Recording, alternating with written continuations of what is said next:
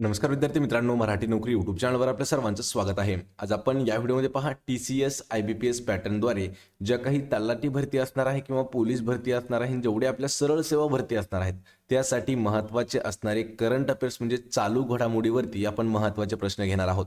आणि हा जो प्रश्नसंच आहे हा आपला तिसऱ्या क्रमांकाचा आहे.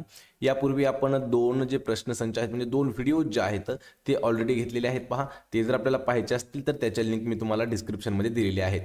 तसेच मित्रांनो, आपल्याला या व्हिडिओची जर PDF डाउनलोड करायची असेल, पहा PDF डाउनलोड करण्यासाठी मराठी नोकरी या नावाने आपलं एक टेलिग्राम चॅनल आहे. त्याची देखील लिंक मी तुम्हाला डिस्क्रिप्शनमध्ये दिलेली आहे. त्या ठिकाणी जाऊन आपण जॉईन करायचं आहे. किंवा जर लिंक ओपन नाही झाली तर टेलिग्राममध्ये जाऊन मराठी नोकरी सर्च करा आणि जे आपलं व्हेरीफाईड चॅनल असेल ते आपलं मराठी नोकरीचं चॅनल आहे. चला तर व्हिडिओला सुरुवात करूया. तर पहा, आपला प्रश्न पहिला आहे. अमेरिकेचे अध्यक्ष जो बायडन यांनी जागतिक बँकेच्या अध्यक्षपदासाठी कोणाला नामनिर्देशित केले आहे? पहा, या ठिकाणी आपल्याला दोन प्रश्न तयार होतात. पहा, अमेरिकेचे राष्ट्राध्यक्ष कोण आहेत? तर जो बिडन किंवा जो बायडन हे जे आहेत हे अमेरिकेचे राष्ट्राध्यक्ष आहेत. तर प्रश्न असा विचारलाय की त्यांनी जागतिक बँकेच्या अध्यक्षपदासाठी कोणाला नामनिर्देशित केलेलं आहे, म्हणजे त्या बँकेच्या अध्यक्षपदासाठी कोणाचं नाव त्यांनी घोषित केलं होतं किंवा त्यांना नाव देण्यात आलं होतं. आणि या प्रश्नाचं उत्तर होईल पहा पर्याय क्रमांक 2, तर अजय बंगा यांचं. लक्षात ठेवा मित्रांनो, हा प्रश्न इम्पॉर्टंट आहे आणि याविषयी काही महत्त्वाचे पॉईंट्स देखील आपण पाहणार आहोत. तर यामध्ये महत्त्वाचे पॉईंट्स काय काय असणार आहेत पहा. तर अमेरिकेचे राष्ट्राध्यक्ष जो बायडन यांनी मास्टर कार्डचे CEO अजय बंगा यांची जागतिक बँकेच्या अध्यक्षतेपदासाठी नियुक्ती केली आहे. पहा, यावर अजून एक आपल्याला महत्त्वाचा प्रश्न हा तयार झालेला आहे. तर जे माजी CEO आहेत कशाचे? Master card. लक्षात ठेवा, मास्टर कार्डचे जे माजी CEO आहेत ते आहेत पहा अजय बंगा. म्हणजे जर प्रश्न कधी विचारला आपल्याला अजय बंगा आधी कोण होते, तर मास्टर कार्डचे CEO होते. तसेच पहा, अजयपाल सिंग बंगा हे जे आहेत हे भारतीय अमेरिकन आहेत. पहा, म्हणजे ते जे आहेत भारतीय वंशाचे अमेरिकन रहिवासी आहेत आणि यांचा जन्म जो आहे तो पुणे या ठिकाणी झालेला आहे. एका सैन्य शीख कुटुंबात ते जन्मालेले आहेत. त्यामुळे त्यांचे जे वडील आहेत, पहा लक्षात ठेवा, त्यांचे वडील सैन्यामध्ये होते. कोणाचे? अजय बंगा यांचे वडील सैन्यामध्ये होते. सध्या ते जनरल अटलांटिकचे उपाध्यक्ष देखील आहेत आणि जगातील सर्वात मोठ्या खाजगी इक्विटी फर्ममध्ये ते आहेत. जागतिक बँकेचे विद्यमान अध्यक्ष डेव्हिड मालपास यांनी जूनमध्ये आपले पद सोडण्याची घोषणा केली आहे.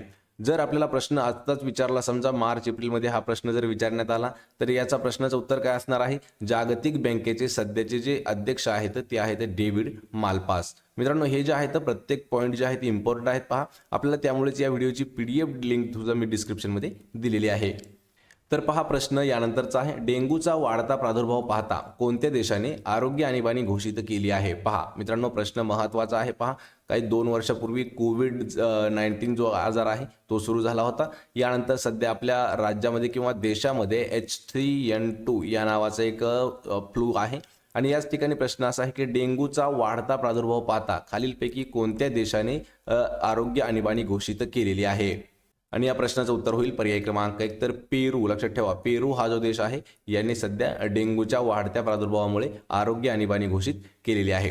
याविषयी आपण काही महत्त्वाचे पॉईंट्स देखील पाहणार आहोत. तर यामध्ये पहिला पॉईंट आहे पहा, दक्षिण अमेरिकन देश पेरूने देशात डेंग्यूचा वाढता प्रादुर्भाव पाहता 90 दिवसांची आरोग्य आणीबाणी जाहीर केली आहे. 90 दिवस म्हणजे पहा, या ठिकाणी आपल्याला महिन्यावर विचारलं तर 3 महिन्याची आरोग्य आणीबाणी घोषित केली आहे पेरू या देशाने.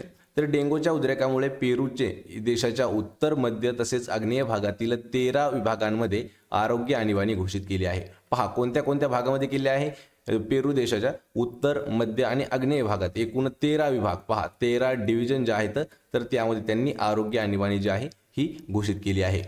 तर 2023 मध्ये आतापर्यंत 11,500हून अधिक प्रकरणे या ठिकाणी नोंदवण्यात गेली आहेत. कशाची? तर डेंग्यू या आजाराची. तर या महिन्याच्या सुरुवातीला पेरूच्या शेजारील एक देश आहे बोल्व्हिया, तर या ठिकाणी 6,800 पेक्षा जास्त अधिक प्रकरणं जे आहेत डेंग्यूचे ते निघाले आहेत आणि 26 मृत्यूनंतर आरोग्याचा इशारा त्यांनी घोषित केला आहे. पहा, या ठिकाणी कोणता देश आहे? तर बोल्व्हिया. या ठिकाणी देखील 6,800 पेक्षा जास्त पेशंट निघाले आहेत. तर त्यापैकी 26 लोकांचा मृत्यू देखील झाला आहे आणि त्या मृत्यू झाल्याच्या नंतर त्यांनी आरोग्य आणीबाणी जी आहे ही घोषित केलेली आहे. तसेच पहा, दक्षिण अमेरिकन देश जो आहे पेरू याची राजधानी आहे पहा लिमा आणि त्यांचं चलन आहे सोल. या ठिकाणी पहा, आपल्याला अजून एक इम्पॉर्टंट प्रश्न आहे, देश आणि त्यांची राजधानी. तर पेरू देश जो आहे पहा, पेरू देश याची राजधानी आहे लिमा आणि त्याचं जर चलन विचारलं तर चलन आहे याचं सोल. आणि यापूर्वी आपण जेवढे काही महत्त्वाचे देश आहेत, देश, त्यांची राजधानी, त्यांचे पंतप्रधान किंवा राष्ट्रपती तसेच त्यांचं जे चलन आहे त्यावर देखील आपण एक व्हिडिओ घेतलेला आहे. त्याची लिंक मी तुम्हाला डिस्क्रिप्शनमध्ये देईल, त्या ठिकाणी जाऊन आपण तो व्हिडिओ देखील पाहून घ्यायचा आहे. तर पहा, यानंतरचा प्रश्न आहे, अखिल भारतीय तायक्वांदो चॅम्पियनशिप कोणत्या शहरामध्ये आयोजित केली गेली आहे? मित्रांनो, हा देखील प्रश्न महत्त्वाचा आहे. पहा, खेळावरती आधारित प्रश्न आहे. तर अखिल भारतीय तायक्वांदो चॅम्पियनशिप कोणत्या शहरामध्ये आयोजित केली जात आहे? आणि या प्रश्नाचं उत्तर होईल पर्याय क्रमांक 4, तर नवी दिल्ली. पहा मित्रांनो, प्रश्न महत्त्वाचा आहे. नवी दिल्ली या ठिकाणी अखिल भारतीय तायक्वांदो चॅम्पियनशिप जी आहे ही आयोजित केली जात आहे. यावर काही इम्पॉर्टन्स पॉईंट आहेत, आपण ते मित्रांनो, हे जे पॉईंट्स आहेत ना, आपण लिहू देखील शकता किंवा हे जे पॉईंट आहे आपण PDF द्वारे सुद्धा मिळवू शकता, म्हणजे तुम्हाला लिहिण्याची गरज सुद्धा भासणार नाही. पण मला वाटतं की हे जर पॉईंट तुम्ही लिहिले तर तुमचं रिव्हिजन हे सरळ सरळ होऊन जाईल. तर यामध्ये याचे पॉईंट्स पहा. तर पहिला पॉईंट आहे, क्रीडा सचिव सुजाता चतुर्वेदी यांनी शुक्रवारी नवी दिल्लीत 3 दिवसीय अखिल भारतीय तायक्वांदो चॅम्पियनशिपचे उद्घाटन केले आहे. तसेच कोरिया आणि भारत यांच्यातील राजनैतिक संबंधांना 50 वर्ष पूर्ण झाल्याच्या स्मरणार्थ ही जी स्पर्धा आहे ही आयोजित करण्यात आलेली आहे. पहा, स्पर्धा आयोजित का करण्यात आलेली आहे, तर कोरिया आणि भारत यांच्यातील जे राजनैतिक संबंध आहेत तर त्यांना आज 50 वर्ष पूर्ण झाले, तर ते 50 वर्षाच्या स्मरणार्थ त्या ठिकाणी एक स्पर्धा आयोजित करण्यात आलेली आहे. स्पोर्ट्स अथॉरिटी ऑफ इंडिया म्हणजे SAI, Korean cultural centre Bharat आणि कोरिया नॅशनल स्पोर्ट्स युनिव्हर्सिटीसह या स्पर्धेचं होस्टिंग करण्यात आलेलं आहे. लक्षात ठेवा, SAI याचा फुल फॉर्म देखील स्पोर्ट अथॉरिटी ऑफ इंडिया. मित्रांनो, हा प्रश्न देखील इम्पॉर्टंट आहे. पहा, यावरती आपल्याला महत्त्वाचं रिव्हिजन म्हणून घेण्यात आलेलं आहे. तर पहा, यामध्ये अजून 2 आपल्याला महत्त्वाचे पॉईंट आहेत. तर इंदिरा गांधी इंडोर स्टेडियमवर या चॅम्पियनशिपचं आयोजन करण्यात आलेलं आहे. ही जी चॅम्पियनशिप स्पर्धा झाली ती कोणत्या ठिकाणी झाली आहे, तर इंदिरा गांधी इंडोर स्टेडियमवरती. तर यामध्ये भारतीय क्रीडा प्राधिकरणाच्या 21 केंद्रातील एकूण 265 तायक्वांदो खेळाडू आहेत हे सहभागी होत आहेत किंवा झालेले आहेत. तर पहा, यानंतरचा प्रश्न आहे, प्रसिद्ध नृत्यांगना कनक रेळे यांचे नुकतेच निधन झाले आहे. तर त्या कोणत्या भारतीय नृत्यातील एक प्रसिद्ध नृत्यांगना होत्या? तर मित्रांनो, हा जो प्रश्न आहे पहा, हा मृत्यूवरती एक जणांचा आपल्याला विचारण्यात आलेला आहे. तर प्रसिद्ध नृत्यांगना होत्या पहा, त्यांचं नाव आहे कनक रेळे, यांचं निधन झालेलं आहे. तर त्या कोणत्या शास्त्रीय नृत्यामधील एक प्रसिद्ध नृत्यांगना होत्या? आणि या प्रश्नाचं उत्तर होईल पर्याय क्रमांक 3, तर मोहिनी अट्टम या नृत्याच्या त्या नृत्यांगना होत्या. तर त्यांच्याविषयी काही आपण इम्पॉर्टन्स पॉईंट देखील पाहणार आहोत. यामध्ये त्यांचा पहिला पॉईंट असणार आहे पहा, शास्त्रीय नृत्य मोहिनी अट्टमचे नृत्यक असणाऱ्या कनक रेळे यांचं निधन झालं आहे. आणि त्या ज्या आहेत नालंदा नृत्यकला महाविद्यालयाच्या संस्थापक प्राचार्या होत्या. तसेच त्यांची 60 वर्षाची प्रदीर्घ कारकीर्द देखील आहे. तर त्यांना भारत सरकारने पद्मभूषण हा देशाचा 3रा सर्वोच्च नागरी पुरस्कार देखील प्रदान केलेला आहे. तर पहा, या ठिकाणी आता आपल्याला महत्त्वाचा अजून एक प्रश्न आहे. भारतात जे 3 सर्वोच्च नागरी पुरस्कार आहेत पहा, भारतातील सर्वोच्च असणारे नागरी पुरस्कार, तर त्यापैकी पहिला क्रमांक आहे पहा भारतरत्न, हा सर्वात मोठा नागरी पुरस्कार आहे भारतातला. यानंतरचा आहे पद्मविभूषण. पहा, पद्मविभूषण हा जो आहे हा 2ऱ्या क्रमांकाचा सर्वात मोठा पुरस्कार आहे. आणि पद्मभूषण हा जो आहे हा भारतातील 3ऱ्या क्रमांकाचा सर्वात मोठा पुरस्कार आहे. तर पहा, यासोबतच 1990 मध्ये त्यांना पद्मश्री देखील पुरस्कार देण्यात आलेला आहे. पद्मभूषण सुद्धा मिळाला आहे, पद्मश्री देखील मिळाला आहे. आणि 2006 मध्ये मध्य प्रदेश सरकारने त्यांना कालिदास सन्मान देखील देण्यात आला आहे. पहा, 2006 या वर्षी मध्य प्रदेश जे सरकार आहे त्यांनी त्यांना कालिदास या नावाचा पुरस्कार देखील दिलेला आहे. तर हे होते पहा मित्रांनो कनक रेळे यांच्या जीवनाचे म्हणजे त्यांचे काही महत्त्वाचे पॉईंट्स. तर पहा, यानंतरचा प्रश्न आहे, सर्वोच्च न्यायालयाचे माजी न्यायमूर्ती एस अब्दुल नझीर यांनी कोणत्या राज्याचे राज्यपाल म्हणून शपथ घेतलेली आहे? प्रश्न हा महत्त्वाचा आहे पहा, म्हणजे एक प्रकारे प्रश्न आपल्याला विचारला आहे की खाली जे आपल्याला ऑप्शनमध्ये 4 राज्य दिले आहेत तर त्या एका राज्यापैकी न्यायमूर्ती एस अब्दुल नझीर जे आहेत हे कोणत्या राज्याचे राज्यपाल आहेत? मित्रांनो, आपल्याला कमेंट करून प्रत्येक प्रश्नाचं उत्तर द्यायचं आहे. आणि या प्रश्नाचं उत्तर होईल पर्याय क्रमांक 1, तर आंध्र प्रदेश या राज्याचे राज्यपाल आहेत. तर याविषयी आपण काही महत्त्वाचे मित्रांनो पॉईंट देखील घेणार आहोत. तर पहा, पहिला पॉईंट आहे, सर्वोच्च न्यायालयाचे माजी न्यायमूर्ती एस अब्दुल नझीर यांनी विश्वभूषण हरिचंदन यांच्या जागी आंध्र प्रदेशचे नवीन राज्यपाल म्हणून शपथ घेतली आहे. तर पहा, आंध्र प्रदेशवर 2 आपल्याला महत्त्वाचे प्रश्न विचारले जातात. तर पहिला प्रश्न आहे की आंध्र प्रदेश राज्याची राजधानी, तर लक्षात ठेवा अमरावती नाही, सध्या आंध्र प्रदेशची राजधानी आहे पहा विशाखापट्टणम ही जी आहे ही आंध्र प्रदेश या राज्याची राजधानी आहे. यावर आपल्याला सरळ सेवेसाठी प्रश्न महत्त्वाचा आणि प्रश्न हा येऊ शकतो. अमरावती जी आहे ही पूर्वी राजधानी होती, पण आत्ताच एका महिन्यापूर्वी चेंज झाली आहे आणि विशाखापट्टणम ही जी आहे ही आंध्र प्रदेश या राज्याची राजधानी आहे. आणि त्यांचे जे राज्यपाल आहेत आंध्र प्रदेश राज्याचे, तर लक्षात ठेवा आधी कोण होतं, विश्वभूषण हरिचंदन होते, पण सध्या कोण आहेत आंध्र प्रदेशचे राज्यपाल, तर यस अब्दुल नजीर, आणि हे जे आहेत हे एक माजी न्यायमूर्ती आहेत. तसेच दुसरा पॉईंट आहे, आंध्र प्रदेश उच्च न्यायालयाचे मुख्य न्यायाधीश प्रशांत कुमार मिश्रा यांनी माजी न्यायमूर्ती नजीर यांना पद आणि गोपनीयतेची शपथ दिली आहे. यावर पहा अजून एक महत्त्वाचा प्रश्न होतो की राज्यपालांना शपथ कोण देतं, तर या ठिकाणी शपथ कोणी दिलेली आहे विचार करा. लक्षात घ्या, उच्च न्यायालयाचे मुख्य न्यायाधीश प्रशांत कुमार यांनी त्यांना शपथ दिलेली आहे. तसेच पहा, राष्ट्रपती द्रौपदी मुर्मू यांनी 12 फेब्रुवारी रोजी न्यायमूर्ती नजीर यांची आंध्र प्रदेशचे राज्यपाल म्हणून नियुक्ती केलेली आहे. तसेच ते कर्नाटक उच्च न्यायालयाचे माजी न्यायाधीश होते. कोण? यस अब्दुल नजीर. हे कोणते होते, तर कर्नाटक उच्च न्यायालयाचे न्यायाधीश होते. तर पहा यानंतरचा प्रश्न आहे, भारताच्या अध्यक्षतेखाली G20 अर्थमंत्री आणि सेंट्रल बँक गव्हर्नर यांची पहिली बैठक कोणत्या शहरामध्ये होत आहे? या प्रश्नाचं उत्तर होईल पर्याय क्रमांक 1 तर बँगलोर या ठिकाणी भारताच्या अध्यक्षतेखाली G20, लक्षात ठेवा G20 अर्थमंत्री आणि सेंट्रल बँक ऑफ गव्हर्नर यांची पहिली बैठक जी आहे ही बँगलोर या शहरामध्ये होत आहे. यावर आपल्याला प्रश्न विचारतात कोणत्या राज्यामध्ये, तर राज्य आहे पहा याचं कर्नाटक राज्य. याविषयी इम्पॉर्टन्स पॉईंट मित्रांनो नोट करून घेत राहा तुम्ही. मला तर वाटतं तुम्ही नोट्स केले तर सोपे जाईल. तर पहा यामध्ये वर्ष 2023 मध्ये भारताच्या G20 अध्यक्षांच्या अंतर्गत G20 अर्थमंत्री आणि सेंट्रल बँक गव्हर्नर यांची बेंगळुरू किंवा बँगलोर या ठिकाणी एक बैठक आयोजित केली जात आहे. G20 अर्थमंत्री आणि सेंट्रल बँकेच्या गव्हर्नरची ही पहिली बैठक जी की पंतप्रधान नरेंद्र मोदी यांच्या भाषणाने सुरू झाली आहे. या ठिकाणी महत्त्वाचा प्रश्न आहे, तर एक प्रकारे आपण म्हणू शकतो की बैठकीचं जे उद्घाटन आहे किंवा पहिलं भाषण जे आहे हे कोणी केलं, तर नरेंद्र मोदी यांनी या उद्घाटनाचं म्हणजे या बैठकीचं पहिलं भाषण केलेलं आहे.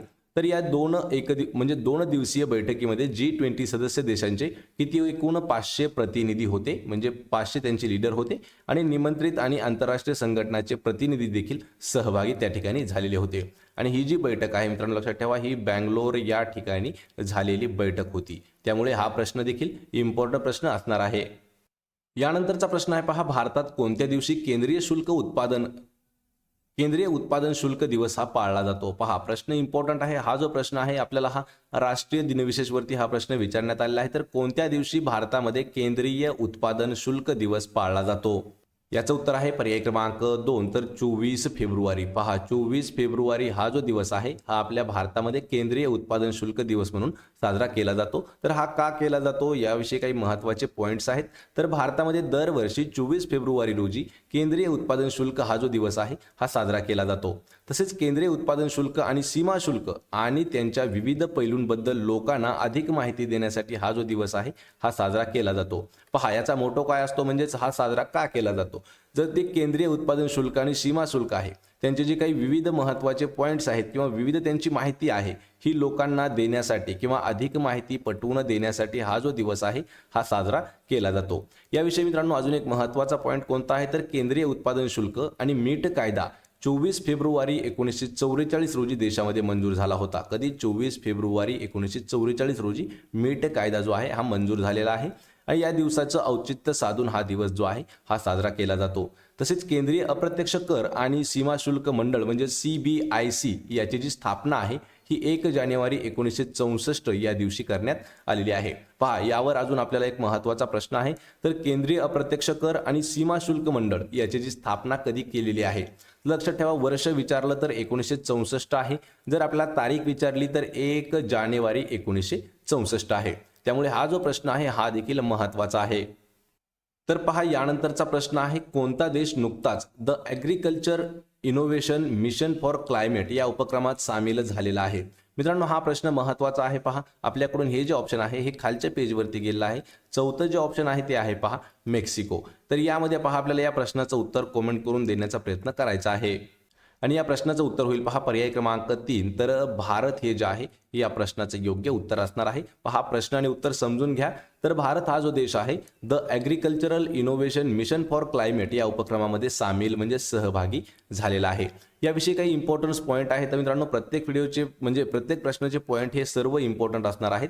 तर यामध्ये पहिला आहे भारत नुकताच the agricultural innovation mission for climate म्हणजेच AIMOC तर या उपक्रमामध्ये सामील झालेला आहे. तर भारताच्या उपक्रमाचे अमेरिकेने देखील स्वागत केले आहे. तर हवामानासाठी कृषी इनोव्हेशन मिशन हा युनायटेड स्टेट ऑफ अमेरिका आणि संयुक्त अरब अमिराती म्हणजेच पहा UAE यांचा संयुक्त एक उपक्रम आहे. लक्षात ठेवा अमेरिका आणि संयुक्त अरब अमिराती यांनी नोव्हेंबर 2021 मध्ये हा जो उपक्रम आहे हा सुरू केलेला आहे. तसेच मित्रांनो हा जो उपक्रम आहे हवामान, स्मार्ट शेती आणि अन्न प्रणालीमध्ये गुंतवणूक आणि नवकल्पनामध्ये समर्थन देतं. तर यासह भारत 42 सरकारांसह म्हणजे 275 भागीदारांमध्ये सामील झालेला आहे. तर जे एकत्रितपणे या मिशनचे म्हणजे या मिशनला देखील म्हणजे या उपक्रमाला देखील समोर घेऊन जात आहेत म्हणजे थोडंसं ॲग्रेसिव्ह करत आहेत.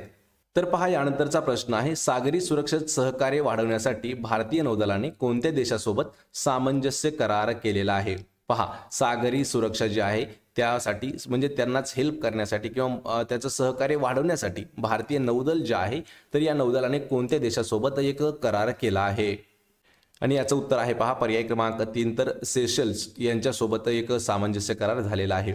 याविषयी काही इम्पॉर्टंट पॉईंट आहे पहा. तर मित्रांनो सागरी सुरक्षेमध्ये विद्यमान सहकार्य वाढवण्यासाठी माहिती शेअरिंग नेटवर्कचा विस्तार करत असताना लक्षात ठेवा मित्रांनो प्रश्न इम्पॉर्टंट आहे. तर भारतीय नौदलाने संलग्न असणारं IFC-IOR म्हणजेच माहिती फ्युजन सेंटर इंडियन ओशन रिजनने सेशल्सच्या प्रादेशिक समन्वय ऑपरेशन केंद्र म्हणजेच RCOC यासोबत एक महत्त्वाचा करार देखील केलेला आहे.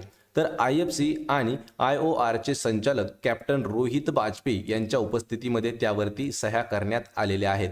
तसेच सागरी क्षेत्र जागरूकता, माहितीची देवाणघेवाण आणि कौशल्य विकास या दिशेने दोन केंद्रामधील सहकार्याला प्रोत्साहन देणं हे जे आहे हे याचं उद्दिष्ट असणार आहे. सोबतच IFC-IOR याची जी स्थापना आहे हिंदी महासागर क्षेत्रात सागरी सुरक्षा माहितीची देवाणघेवाण करण्यासाठी 2018 या वर्षी करण्यात आलेली आहे. यावर इम्पॉर्टंट प्रश्न आहे पहा मित्रांनो. तर IFC-IOR याची जी स्थापना आहे ही कधी झाली आहे 2018 या वर्षी. याची जी स्थापना आहे ती का करण्यात आली तर लक्षात ठेवा हिंद महासागरामध्ये म्हणजे त्याचे जे क्षेत्र आहे यामध्ये सागरी सुरक्षा माहितीची देवाणघेवाण करणे यासाठी 2018 मध्ये IFC-IOR याची स्थापना करण्यात आलेली आहे. तर पहा यानंतरचा प्रश्न आहे परराष्ट्र मंत्रालयाचा प्रमुख कार्यक्रम आशियाई इकॉनॉमिक डायलॉग हा कोणत्या शहरामध्ये सुरू झाला आहे. आणि या प्रश्नाचं उत्तर होईल पर्याय क्रमांक 1, तर पुणे या शहरामध्ये सुरू झालेला आहे. याविषयी इम्पॉर्टन्स पॉईंट मित्रांनो नोट करून घ्या. तर आशिया इकॉनॉमिक डायलॉग परराष्ट्र मंत्रालयाचा प्रमुख वार्षिक कार्यक्रम जो आहे हा पुणे महाराष्ट्र या ठिकाणी आयोजित केला जात आहे. यावर दुसरा पॉईंट आहे की Pune international centre on Jio economics सहकार्याने हा जो आहे हा आयोजित करण्यात आलेला आहे. तसेच पुणे इंटरनॅशनल सेंटर या 3 दिवसीय कार्यक्रमाचे सह होस्टिंग देखील करत आहे. तसेच global growth prospect, global south G20 agenda कसा त्याला आकार देता येईल आणि मेटावर्स या विषयावर या संवादात चर्चा केली जाणार आहे. तसेच यामध्ये पहा ब्राझीलसह USA, UK, दक्षिण Africa, Bhutan, Maldives, Switzerland, Singapore आणि मेक्सिकोसह विविध देशातील 44हून अधिक वक्ते या संवादामध्ये सहभागी देखील झालेले आहेत. मित्रांनो हा प्रश्न थोडासा इम्पॉर्टंट आहे पहा. नोट्स याची बनवू शकता आणि प्रत्येक प्रश्नाचे जे आहेत आपण लेखी नोट्स बनवत चला म्हणजे आपलं जे करंट अफेअर्स असणार आहे हे थोडंसं पहिल्यापेक्षा स्ट्रॉंग होऊ शकतं. तर पहा यानंतरचा प्रश्न आहे कोणत्या भारतीय अमेरिकन व्यक्तीने अलीकडेच अमेरिकेच्या अध्यक्षपदाचा निवडणुकीसाठी आपला उमेदवारी अर्ज सादर केलेला आहे. आणि याचं उत्तर होईल पहा पर्याय क्रमांक 2, तर विवेक रामास्वामी. तर पहा मित्रांनो विवेक रामास्वामी हे जे आहेत हे भारतीय अमेरिकन आहेत की ज्यांनी अलीकडेच अमेरिकेच्या अध्यक्षपदाच्या निवडणुकीसाठी त्यांचा उमेदवारी अर्ज जो आहे हा दाखल केलेला आहे. याविषयी आपण महत्त्वाचे पॉईंट्स पाहणार आहोत. तर पहा भारतीय अमेरिकन विवेक रामास्वामी यांनी 2024च्या अध्यक्षीय निवडणुकीमध्ये रिपब्लिकन पक्षाचे उमेदवार होण्याच्या शर्यतीत सामील होण्याची घोषणा त्यांनी केलेली आहे म्हणजे त्यांनी अर्ज केलेला आहे.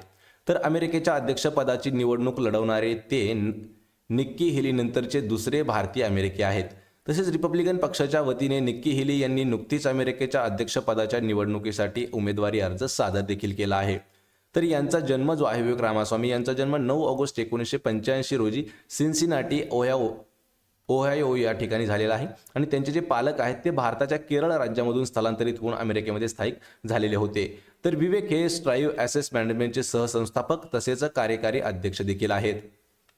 तर पहा यानंतरचा प्रश्न आहे, जातीभेदावर बंदी घालणारे पहिले अमेरिकन शहर कोणते आहे. पहा, ज्या ठिकाणी जातीभेदावरती बंदी घालण्यात आली आहे ते पहिलं अमेरिकेचं शहर कोणतं आहे.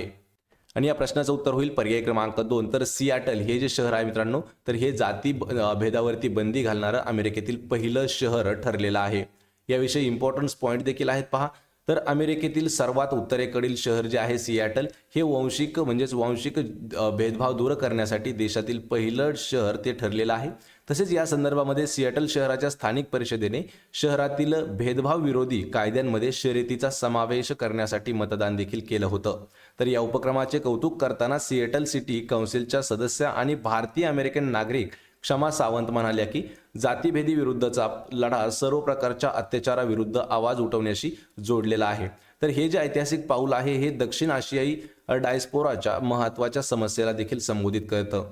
आणि विशेष म्हणजे मित्रांनो, ही जी अमेरिका आहे तर अमेरिका हे भारतीयांसाठी दुसरे सर्वात लोकप्रिय ठिकाण देखील आहे. लक्षात ठेवा, भारतानंतर दुसरं लोकप्रिय ठिकाण भारतीयांसाठी आहे ते आहे पहा अमेरिका. तर पहा यानंतरचा प्रश्न आहे, IPLच्या आधी सनरायझर्स हैदराबाद म्हणजे SRH याने कोणाची कर्णधारपदी नियुक्ती केली आहे. मित्रांनो, हा जो प्रश्न आहे हा थोडासा प्रश्न इम्पॉर्टंट असणार आहे आणि या प्रश्नामध्ये थोडासा चेंज देखील होऊ शकतो. लक्षात ठेवा, IPL इंडियन प्रीमियर लीग हे जे 2023चं होणार आहे तर यासाठी जो सनरायझर्स हैदराबाद संघ आहे म्हणजे हैदराबादची जी टीम आहे तर या टीमसाठी एक नवीन कॅप्टन जो आहे, लक्षात ठेवा, कॅप्टन निवडण्यात आलेला आहे. कारण यावरती हा प्रश्न आपल्याला नंतर कधीही चेंज होऊ शकतो. फक्त तुम्हाला माहिती असण्यासाठी हा प्रश्न घेतला आहे. तर खालीलपैकी कोणाची कॅप्टन म्हणून त्यांची निवड करण्यात आली आहे. आणि याचं उत्तर आहे पहा पर्याय क्रमांक 3 एडन मार्क्रम. हे जे आहेत पहा हे IPL 2023 हैदराबाद टीमचे कॅप्टन असणार आहेत. तर याविषयी मी अजून काही एडन मार्क्रम विषयी अजून महत्त्वाचे पॉईंट्स आपण देखील मित्रांनो पाहणार आहोत. तर दक्षिण आफ्रिकेचा अष्टपैल खेळाडू एडन मार्क्रम याची सनरायझर्स हैदराबाद म्हणजे SRH याचा नवीन कर्णधार म्हणून त्यांची नियुक्ती करण्यात आली आहे. आणि इंडियन प्रीमियर लीग 2023 मिनी लिलावापूर्वी केन विल्यमसनला सनरायझर्स हैदराबादनं सोडला आहे. यापूर्वी हैदराबादचा कॅप्टन होते पहा केन विल्यमसन. तर त्यांना रिलीज केला आहे पहा, जो हे झाला लिलाव झाला, ऑप्शन झालं, त्यामध्ये हैदराबादकडून त्यांना रिलीज करण्यात आलं. त्यानंतर त्यांची फ्रँचायझी नवीन कर्णधाराच्या शोधात होती आणि हा जो कर्णधार आहे एडन मार्क्रम ठरवण्यात आलेला आहे. तसेच पहा एडन मार्क्रमने अलीकडे जानेवारी 2022 मध्ये सनरायझर्स ईस्टर्न कोपेला SA20 चे विजेतेपद त्यांनी पटकावून दिलं होतं. टाटा IPL 2023 31 मार्चपासून सुरू होणार आहे, ज्यातील पहिल्या सामन्यामध्ये गतविजेत्या गुजरात टायटन्स जे आहे हे अहमदाबादमध्ये 4 वेळा चॅम्पियन मुंबई किंग्स सोबत त्यांचा पहिला सामना होणार आहे. लक्षात ठेवायचे, गुजरात टायटन्सचा अहमदाबादमध्ये 4 वेळा चॅम्पियन असणारी चेन्नई सुपर किंग्स जे आहे त्यांच्यासोबत सामना होणार आहे. लक्षात ठेवा, आतापर्यंत 4 वेळा चेन्नई सुपर किंग्स जे आहे हे IPL ट्रॉफी जिंकलेला आहे. तर मित्रांनो, हे होते पहा महत्त्वाचे आपले 13 प्रश्न. या 13 जे प्रश्न आहेत हे प्रत्येक प्रश्न आपल्याला इम्पॉर्टंट आहे आणि हा प्रत्येक प्रश्न आपण करंट अफेअर्सवरच घेतलेला आहे. प्रत्येक प्रश्नाचा आपण उत्तर आणि त्याचं संदर्भ आणि स्पष्टीकरण देखील घेतलेलं आहे. आणि असेच आपल्याला जर डेली व्हिडिओ मिळवायचे असतील तर पहा आपल्या मराठी नोकरी या यूट्यूब चॅनलला देखील आपण सबस्क्राईब करून ठेवा आणि समोरील जे बेल आयकॉन आहे त्याला देखील प्रेस करा, म्हणजे तुम्हाला डेली नोटिफिकेशन पडत राहतील. सोबतच मित्रांनो, आपला एक टेलिग्राम ग्रुप आहे म्हणजेच टेलिग्राम चॅनल देखील आहे, त्याचंही नाव आहे पहा मराठी नोकरी या नावाने आहे. व्हेरीफाईड चॅनल आहे, टेलिग्रामवरती जाऊन सर्च करा आणि त्या ठिकाणी आपल्याला प्रत्येक व्हिडिओची PDF आपण उपलब्ध करून दिलेली आहे. मित्रांनो, आपण भेटूया अशाच पुढच्या एका नवीन व्हिडिओमध्ये. तोपर्यंत जय हिंद, जय महाराष्ट्र.